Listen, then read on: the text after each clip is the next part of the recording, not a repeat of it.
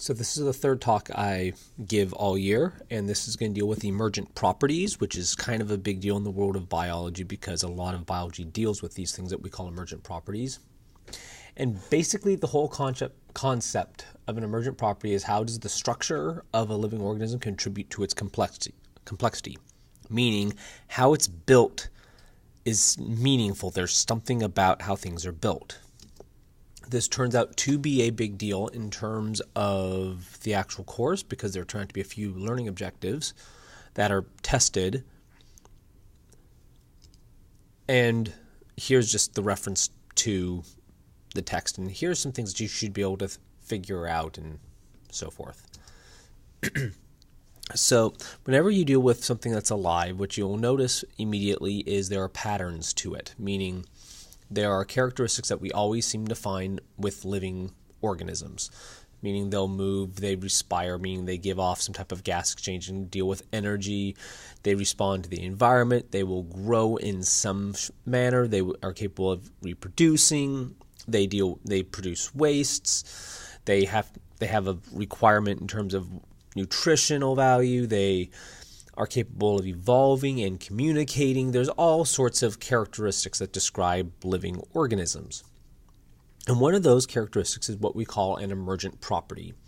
Emergent properties are basically ones that show up as a result of the parts. Meaning, if I were to take all of these parts that you see on the screen, they're nothing spectacular.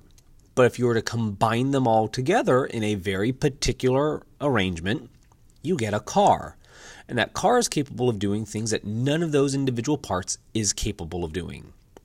It takes all of the parts in order to make newness come into existence.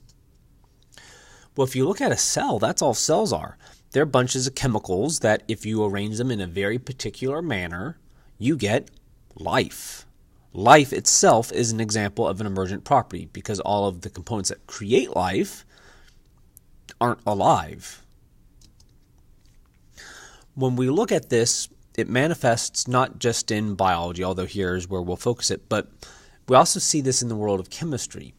But in biology speak, the fact that everything that we can witness is the product of what makes it up, that is a result of everything having emergent properties, meaning the functioning of the biosphere is possible because the biosphere has these ecosystems, and the ecosystems do their thing because they're made out of communities, and these communities are capable of doing whatever communities do because they have populations, and populations are capable of doing what they do because of organisms, which are capable of doing their things because they have systems, and systems can do their things because they're made out of organs, and organs can do their things because they're made out of these tissue things, and tissues can do their thing because they're made out of cells, and cells can do their thing because they're made out of molecules, and molecules can do their things because they're made out of atoms, and atoms can do their thing based upon their components of protons, neutrons, and electrons, and protons and neutrons can do their things because of what actually composes them.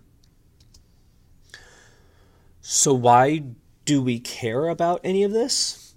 Well, emergent properties are utilized in order to help us attempt to figure out how things work. And usually what you can do is you can reduce something down to its most essential components, and that's a phenomenon referred to as reductionism.